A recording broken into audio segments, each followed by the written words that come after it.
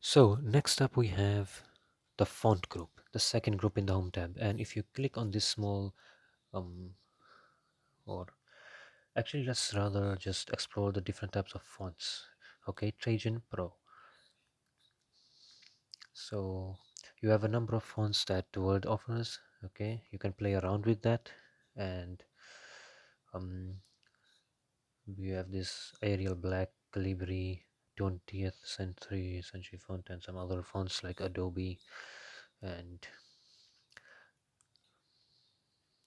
yeah, so let's open the dialog box by clicking that small arrow, and this gives us the dialog box for the font group. And well, you have is the preview at the bottom, so I can change the fonts and you can see the preview at the bottom. Then you have the font color. Okay, I can change the color, I can change it to red, I can change it to black as I did before, and you can change the font further and you can play around with that. Okay, and explore. Then you have font style like bold, italic, regular. And by the way, let's just change this font back to something that is readable. Calibri would be fine. And then you have font style like italic, bold, as I said, bold, italic. And then you have font size 12, 14. You can play around with it. The standard size, however, would be font 11.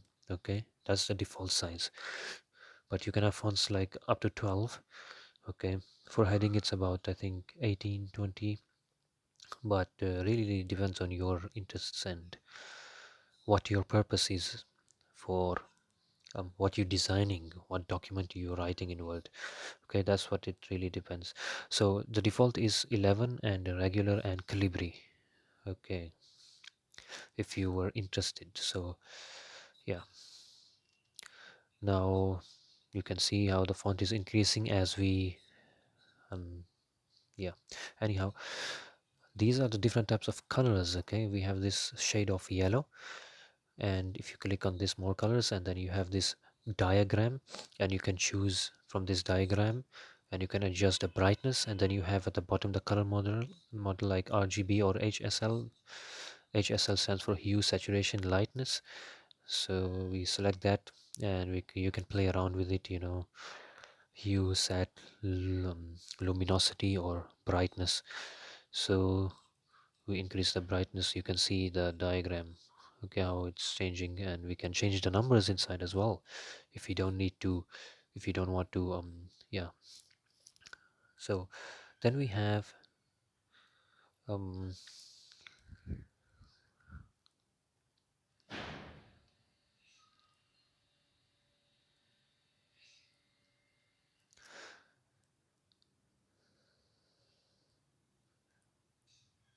excuse me just for a moment. So all right, HSL, yeah, we were okay. So I was saying you can type in these spin boxes, I think that's what they called, if you don't really want to go through um the what's it called, the the um, tiring labor of pressing the arrows. Okay, the mundane work. So you can type it, that makes your life quick and effective, and pretty much that. So you can explore this. Okay, remember, practice is what is needed. And then let's just change the color a bit again, to something lighter, or yeah, let's change it to blue rather. Okay, and lighter, a bit lighter. Okay, and right, so it's a bit bright now, luminosity was increased. Then we have this standard. Okay, custom gives you that diagram, and then the standard gives you ready-made colors. So we have this, okay, it's a bit too light, let's change it again to something readable. Okay, red would I suppose be good. Right, size 22 would be perfect for you to see in the preview. Then the effects you can give your text is effects like strike through. Okay, this is the effect of strike through. Then you open the dialog box, you can have a double strike through as well, or you can have it a superscript or a subscript. Okay, let's show you the effect of these. By the way, let me just change this. Let me write two, or rather two squared. Let me change this back, remove the strike through. Okay, now we have 2 squared, but you can see it's written as 22. What we do is the second 2, okay? What we're doing actually is 2 squared is equal to 4. But what you do is change the second 2 to superscript. Okay, so it's 2 squared equals 4.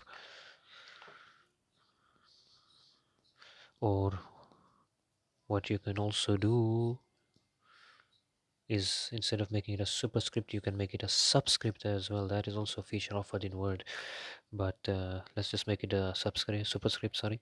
Okay, 2 squared equals 4. How good does that look? Tell me in the comments. Then 11 squared equals 121.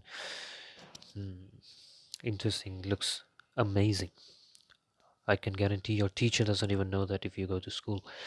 Nevertheless, let's go to write the water. Okay, the formula for water, H2O. All right, we need the 2 to be a subscript. Okay, so it's H2O. All right, that's how you do it.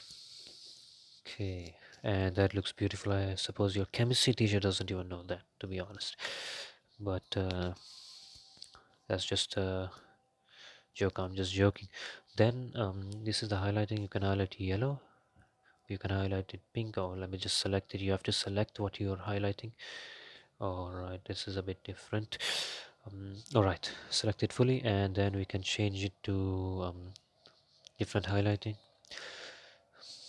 Okay, highlighting is just sometimes difficult to see, to be honest, and yeah.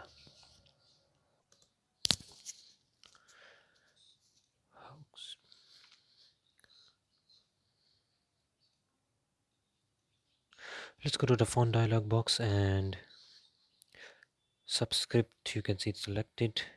We can make hidden, we can make small caps. Let's explore that. Okay, let's just remove the subscript. Small caps. So what you see, okay, I don't think there's a significant difference here. Let's make it standard good. Okay, so I think here's a quite a significant difference in that the fact that you can see the G is bigger than the double the double OD. So um by the way, I don't have caps lock on, so whatever I type is capital. But you just see that the first letter is bigger than the rest of the letters. That is small cap. So I'll demonstrate this by removing the small caps from the second one. And you can see the difference between the first good and the second good, in that it is the second one is a different style to the former one. Okay, the former one is small caps. The second one is normal. Now let's explore all caps, and there you can see in small caps only the first letter, okay, is bigger than all of the rest, and in the second one where it's all caps, all the letters are, they reach the same height. Okay, they reach the same height. So you can see GD, all right, D is smaller than G, GWD, WD is the same height, G is a bit bigger. That is small caps versus all caps. Okay, so you can see pretty much GAD versus GAD in all caps. So I hope it makes quite a prominent difference. Let's then move on and remove all caps. You can also make it hidden. All right, let's explore that. So hidden, what it would do is that you wouldn't be able to see. All right, but it will exist in the document. Okay, but you will just, it just wouldn't be shown. So by the way, if I make it hidden again, the way you'll make it, you'll unhide is um what you'll do is select the text. But I mean, okay, if you don't know, so just select all, and then you go to the dialog box, and then you can see hidden, uncheck the box, and there you have it. Wonderful. So let's try go back a great story, right? Instead of a good story, you can write good, and you can see that the rest of the letters besides the G is are smaller, but they are all capitals nevertheless. All right, So let's move on and remove the small caps, and you get your standard great, your standard style or standard effect. Then you have your underline style, which is you can, I mean, words only, meaning what that means is that it will only underline the words. And if I have a space, and no matter how many spaces I enter, all right, it's not gonna make an underline. It's only gonna underline the words or the alphabets or the letters, all right. And you know, sometimes it's annoying when you have a space and you keep pressing space, or you press tab and the underline follows it. It's really annoying. Then you have different underline styles like single line, double line, dotted line, dashed line. Let's check more. Wavy line, curvy, double curvy, and that's how it looks, by the way. And we removed the words only, so you can see how many spaces I have. It's still gonna underline that, which is of course sometimes annoying if you're new to Word. Okay, let me know down in the comments for your experience, about your experience. Then you have underline color, you know, turquoise, and you cannot see, wouldn't be able, so let's make it purple, and you can see, I hope, there's a prominent difference between the underline and the word itself. Okay,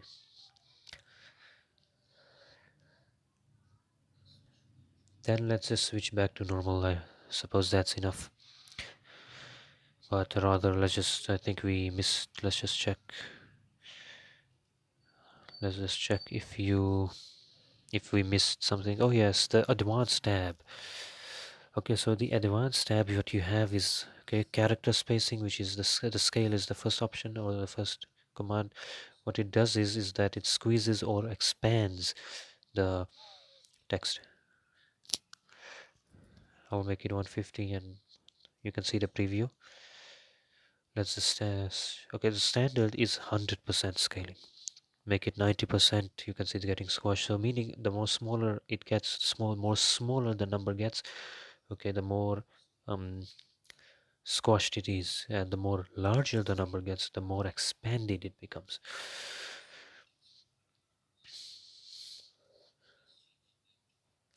So let's just change it back to 100 and 100%. Don't forget to put the percent, and then you have the spacing, which is the character spacing. Okay, you get expanded, condensed, and you can adjust condense and expand it by this command right next to it called by, which is 1 point now. um okay, so just look at the preview, okay, what's going on. And the more larger you go, okay, the more expanded the text gets. I mean, basically the character spacing increases, and the more smaller you get, the more condensed the text becomes, meaning the character spacing decreases. And look at how that looks. 5.8 points. Okay, that 0 points is the standard, I suppose. Okay, yeah, it is a standard. Okay, then you get position, which is raised, lowered, and you can look at the preview to see what's happening. And then you also have a by option or a command there. Raised would be, okay, so the more higher the number, the more raised the text becomes, and the more lower the number, okay, the more lower the text becomes. And then you have kerning for fonts, and let's check what that's all about. Okay, I don't really see a difference. You can actually, I mean, I've never used this kind of stuff, but when you have ligatures, then open type features, okay, you have number spacing, number form, stylistic sets, and pretty much that. Stylistic sets use contextual alternates. I'm not really sure what that's all about, because I've never employed them in my documents. But that doesn't limit you. If you really want to explore and you want to check what it's all about, then more than welcome to find out. Okay, but it wasn't really of much use to me besides the character spacing. So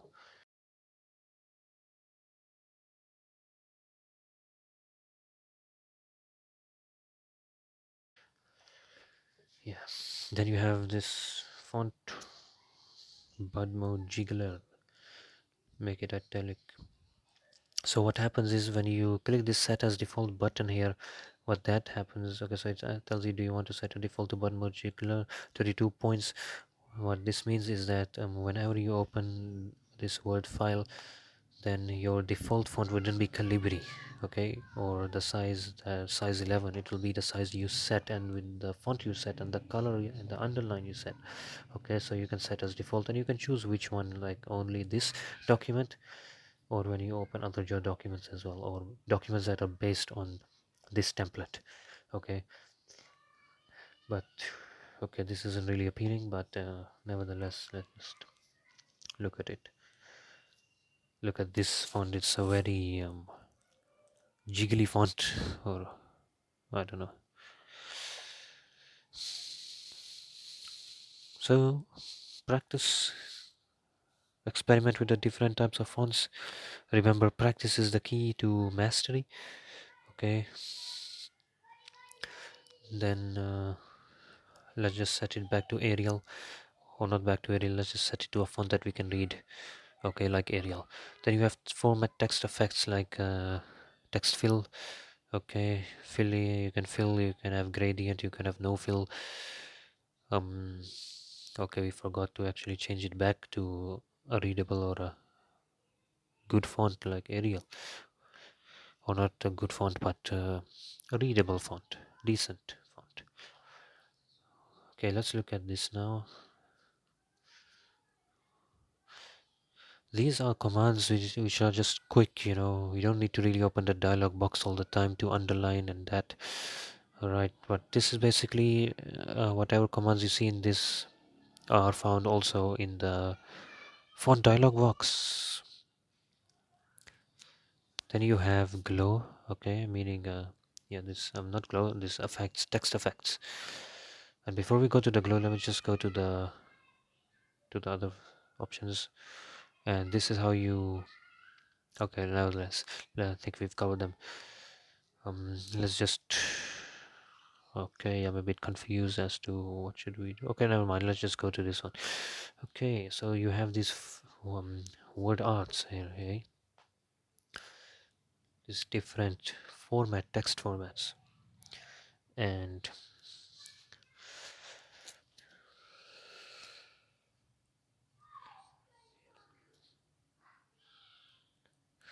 look at the beginning, this word, the beginning, okay, and you can see how it adjusts to our formatting. So we can go ahead further and change a number of parameters like the outline, the glow. Let's just format the word tried, and you can change the outline, which would be the outer border of the word. Okay, so let's just change it to red, which is very prominent, and zoom in so that you can see what I mean by outline. You can see there's pieces of black inside, which is the fill of the word, and the red is outside. So let's just change the outline, the thickness of the outline, or the weight of the outline to a bit something thinner. I can make it thicker, or I can make it thinner. Okay, 6 points would look like that, but we don't want it like that, so I press Ctrl Z. Then we have shadow. Okay, very creative. Okay, this is a shadow.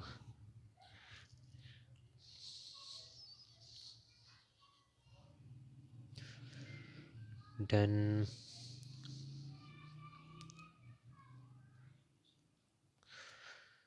just a moment, I had a call, just received a call.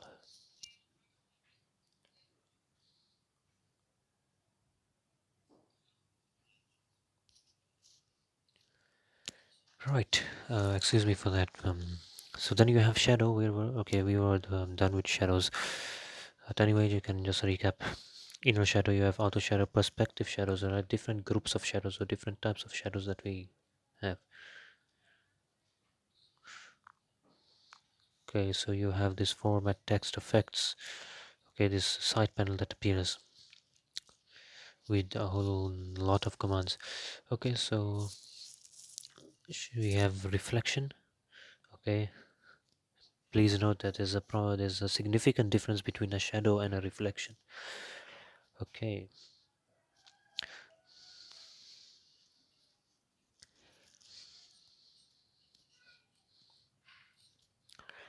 Then let's look at glow. Okay, glow looks very nice, like the neon lights. All right. And by the way, some of these features are not found in older versions of Microsoft Word. This is Microsoft Word 2016.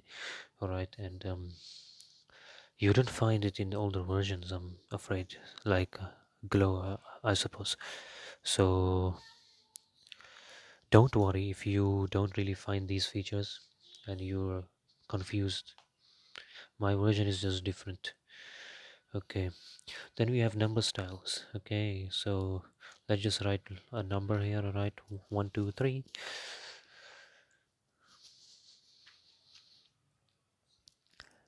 Now let's go back. Number styles. So the default, and then you can see the difference as I hover on to the different options in number styles. Okay,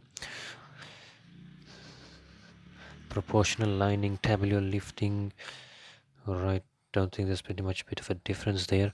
Then tabular style and yeah, ligatures. I don't know what that is.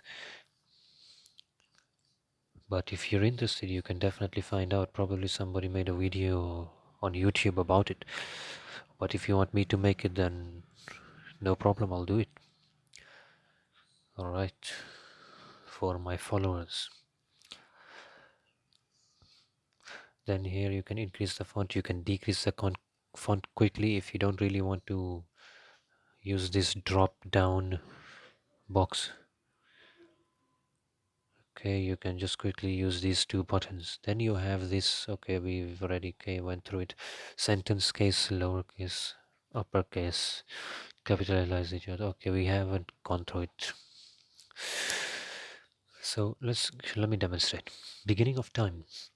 If I make it sentence case or lowercase, or actually it is in lowercase, so let's make it uppercase, and you can see every single word is like uppercase, capital. So I can capitalize each word also, meaning that all the beginning letters will be capital. All right, beginning of time. Then I can do toggle case. Okay, what that does is that um toggle case, what that does is that whichever word you see here, or whichever alphabet you see here is in capital, it will toggle it into lowercase, and then whichever one was in lowercase, it will toggle it into um, the caps. So yeah, then you have sentence case, and that is the standard, I suppose. Okay, the normal punctuation conventions that apply. You must start your sentence with a capital letter. Proper nouns must also start with a capital letter, and names of people, etc. Sentence case, the default case. All right, so we've explored that feature also, and then let's move on. Thanks for watching. It was a great story which we um, explored today. Okay, a great story about the font group.